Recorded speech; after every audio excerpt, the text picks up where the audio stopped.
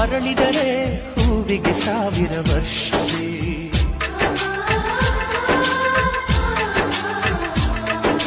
ಕಣ್ಣೆರಡು ಇರಬಹುದು, ನೋಟಗಳೊಂದೇ ಅಲ್ಲವೇ? ರೂಪಗಳು ಎರಡೆರಡು, ಹೃದಯ ಒಂದೇ ಅಲ್ಲವೇ?